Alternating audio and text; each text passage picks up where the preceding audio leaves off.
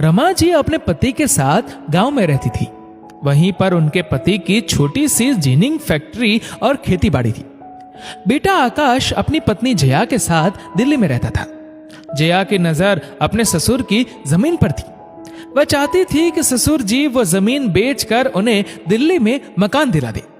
इसलिए आकाश ने कई बार अपनी माँ और पापा को अपने साथ दिल्ली चलकर रहने के लिए कहा, मगर हर बार रमा जी मना कर देती थी और कहती कि उन्हें तो यहीं गांव में अच्छा लगता है, वो शहर नहीं जाना चाहती। सब कुछ अच्छा चल रहा था, मगर कुछ दिनों के बाद उनके पति का देहांत हो गया। अब रमा जी हर तरह से बेटे के अधीन हो गई थी। बेटा आकाश उन्हें अकेले गांव में छोड़कर जाने को तैयार नहीं था। बेटे बहू के समझाने पर उन्होंने अपनी जमीन जायदाद अपने बेटे को सौंप दी। बहू भी यही चाहती थी। आकाश ने वहां की जमीन बेचकर दिल्ली में अपने लिए मकान खरीद लिया।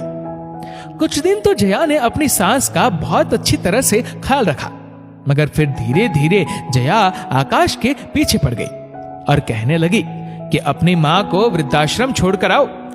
मगर जब आकाश उसके लिए तैयार नहीं हुआ तो वह हर वक्त अपनी सास को परेशान करती रहती थी। यहां तक कि उन्हें खाने पीने के लिए भी तरसाने लगी। कभी भी उन्हें समय पर खाना नहीं देती थी, हमेशा बासी खाना ही देती थी। जया का बेटा रजनीश, जो मात्र 10 साल का था, यह सब कुछ देखता था। उसे जरा भी अच्छा नहीं लगता कि उसकी मां ने पैसों के लिए अपनी सास की हालत कितनी बुरी कर रखी है। अक्सर वह अपनी पॉकेट मनी बचाकर अपनी दादी के लिए बाजार जाकर उनकी पसंद की चीज खरीद कर ला कर देता था।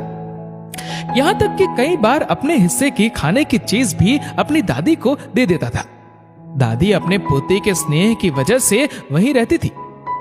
एक दिन जया ने अपने बेटे रजनीश के जन्मदिन की पार्टी रखी।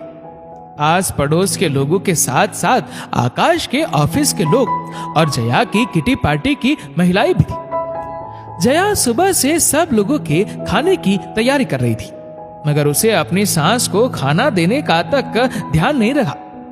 रमा जी अपने कमरे में बैठे बैठे खाना आने का इंतजार कर रही थी। थोड़ी देर तो रमा जी ने उसका इंतजार किया, मगर जब उनसे भूख बर्दाश्त नहीं हुई तो वह अपने कमरे से बाहर निकल आई और खाना मांगने लगी।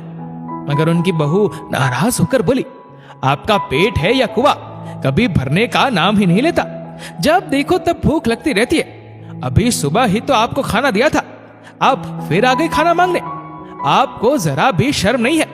आपके पोते का जन्मदिन है, मेहमान आने वाले हैं। मैंने तो पंडितों को भी बुलाया है। छोटी सी पूजा भी होगी, भगवान को भोग लगेगा, उसके बाद मेहमान खाएंगे। मगर आपको तो इतनी भूख लगी है कि मेहमान जब खाएंगे तभी खाना है। आपको तो सिर्फ अपने पेट की ही पड़ी है। एक छोटी सी जमीन देकर मानो हम लोगों को खरीद लिया हो, तो बता दे कि जितना रुपया आपने गांव की जमीन बेचकर दिया था, उससे कहीं ज्यादा तो आपको हम खिला चुके हैं। रमा जी अपनी बहू के मुंह से ये सारी बातें सुनकर वहीं की वहीं खड़ी रह गई। उन्हें इस तरह खड़ा देख जया फिर गुस्से में बोली, अभी भी शर्म नहीं आ रही है कि अपने कमरे में चली जाए? यहीं पर हमारे सर पर खड़ी है। जब घर वाले खाना खाएंगे तब आपको भी बुला लेंगे। अभी अपने कमरे में जाइए। पोता रजनीश ये सारी बातें सुन रहा था। उसे अपनी मम्मी का दादी से इस तरह बात करने का तरीका बिल्कुल भी पसंद नहीं आया। उसने उन्हें रोकने की कोशिश की तो जया उस पर भी नाराज होकर बोली, अभी छोटे बच्चे हो, बच्चों की तरह रहो। बड़ों के बीच में बोलने की कोई जरूरत नहीं है। रमा जी शर्मिंदा होकर अपने कमरे में चली गई। शाम को सभी मेहमान आए। उनके कमरे में पूजन के बाद आरती की भी आवाज आई, मगर किसी ने उन्हें पूजा में भी बुलाना जरूरी नहीं समझा। काफी देर तक रमा जी अपने कमरे में खामोश बैठी थी। उन्हें लगा अब तो मेहमान खाना खा चुके होंगे, मगर मुझे बुलाने कोई नहीं आया। उन्होंने सोचा कोई बात नहीं, बहू सुबह से काम में लगी होगी, वह बेचारी भूल गई होगी। मैं कोई मेहमान हूँ जो यहाँ पर उसके बुलाने का इंतजार करूं? वैसे भी अब तो 10 बजने वाले हैं, सभी मेहमान जा चुके होंगे। ये घर मेरा भी तो है, मेरे पोते का जन्मदिन है, मुझे तो आगे बढ़कर उसे आशीर्वाद देना ही चाहिए। सोचते हुए वह अपने कमरे से बाहर निकली तो मेहमान भी खाना खा रहे थे। जया सबको मनोहार कर कर पकवान परोस रही थी। रमा जी ने मेहमानों के सामने जया को खाना लगाने को कहा तो जया नाराज होकर उन्हें एक कोने में ले जाकर बोली, एक बार आपको कह दिया कि अपने कमरे में ही रहो, वहीं पर आपका खाना आ जाएगा, मगर आपको भी चैन नहीं है। 4 लोगों के सामने खाना मांगकर क्या जताना चाहती हो कि हम आपको खाना नहीं देते हैं, भूखा रखते हैं? कोई देखेगा तो हमारे बारे में क्या सोचेगा? आज जया को रमा जी के ऊपर बहुत गुस्सा आ रहा था। उसने सोच लिया कि आज जो उन्होंने किया है उसके बाद उन्हें खाना नहीं दूंगी, ताकि आगे से इस तरह की गलती नहीं करे। सभी मेहमानों का खाना होने के बाद आकाश, जया और रजनीश तीनों खाना खाने लगे। रजनीश दादी को बुलाने के लिए जाने लगा तो जया मुस्कुराकर बोली, मैंने तो तेरी दादी को खाना दे दिया है, तू चुपचाप हमारे साथ बैठकर खा ले।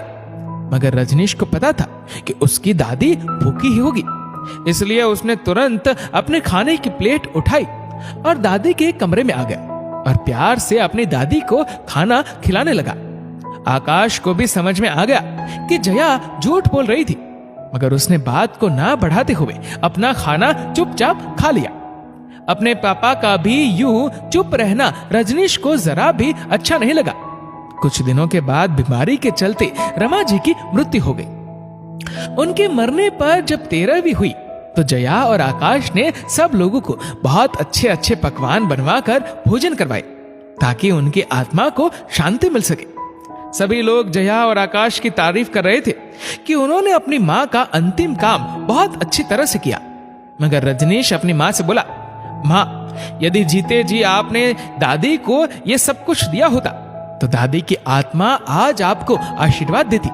मगर खैर छोड़िए, वक्त सबका एक जैसा नहीं रहता। आज आप जवान हो तो कल आप भी बुजुर्ग होंगे। समय अपनी गति से चलता रहा। छोटा सा रजनीश अब बड़ा हो चुका था। वैसे तो रजनीश अपनी माँ का बहुत ख्याल रखता था, मगर उसके मन में अपनी दादी का अपमान हमेशा बसा रहा। जया और आकाश उसकी शादी कर कर बहुत खुश थी कि अब बहू उनकी सेवा करेगी। मगर बहू जया से 2 कदम आगे थी।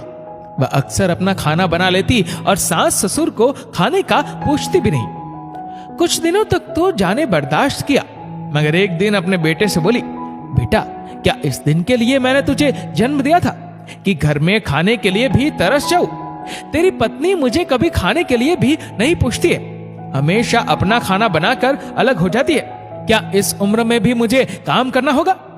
रजनीश बोला, माँ, कम से कम आपको खुद के हाथ से बनाकर ताजा खाना तो नसीब हो रहा है, दादी की तरह बासी खाना तो नहीं खा रही हो। आकाश बोला, ये कौन सा तरीका है अपनी माँ से बात करने का? अभी माफी मांगो। रजनीश बोला, पापा, ये सब कुछ आपसे ही तो सीखा है मैंने। आपने भी तो कभी दादी के हक के लिए आवाज नहीं उठाई। आज आप अपनी पत्नी की साइड ले रहे, मगर कभी अपनी माँ की साइड ली है क्या आपने? पापा, मतलब आप अपनी पत्नी की साइड ले सकते हैं, मगर मैं अपनी पत्नी की साइड नहीं ले सकता। आकाश और जया दोनों एक दूसरे की ओर देखने लगे। उन्हें अपनी गलती का एहसास हो गया था। उन्हें इस तरह शर्मिंदा देखकर रजनीश उनके आगे हाथ जोड़कर खड़ा हो गया और बोला, मुझे माफ कर दीजिए, मुझे सिर्फ आप दोनों को आपकी गलती का एहसास कराना था। आपने जिस तरह दादी को हर वक्त जलील किया है वह मैं भूला नहीं। आपको महसूस हुआ कि जैसा व्यवहार आप दादी के साथ करती थी वैसा व्यवहार आपके साथ हुआ तो आपको कैसा लगा? जया बोली, बेटा, तू माफी मत मांग, गलती तो हमसे हुई है, उसकी सजा तो हमें मिलेगी ही।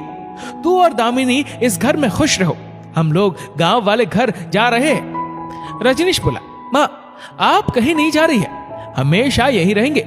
मेरे कहने पर ही दामिनी ने आप लोगों के साथ इस तरह बुरा व्यवहार किया था। आपको आज के बाद इस घर में कोई तकलीफ नहीं होगी। दोस्तों, हम लोग अक्सर हमारे घर के बुजुर्गों के साथ बुरा व्यवहार करते हैं, मगर ये क्यों भूल जाते हैं कि जब हम बुजुर्ग होंगे तो हमारे बच्चे यदि ऐसा व्यवहार हमारे साथ करेंगे तो हमें कैसा लगेगा? बच्चे बड़ों को देखकर ही सीखते हैं। इसलिए यदि आप चाहते हैं कि आपके बच्चे बुढ़ापे में आपका सम्मान करें तो आपको भी अपने घर के बुजुर्गों का सम्मान करना होगा। इस वीडियो को लेकर आपकी क्या राय है नीचे कमेंट करके जरूर बताएगा। और अगर आपको वीडियो अच्छा लगा हो तो इस वीडियो को लाइक करेगा, शेयर करेगा ज्यादा से ज्यादा लोगों तक। और ऐसे ही और भी इंस्पिरेशनल वीडियोस के लिए सब्सक्राइब करें हमारे यूट्यूब चैनल को और फेसबुक पर फॉलो करें हमारे पेज को। धन्यवाद।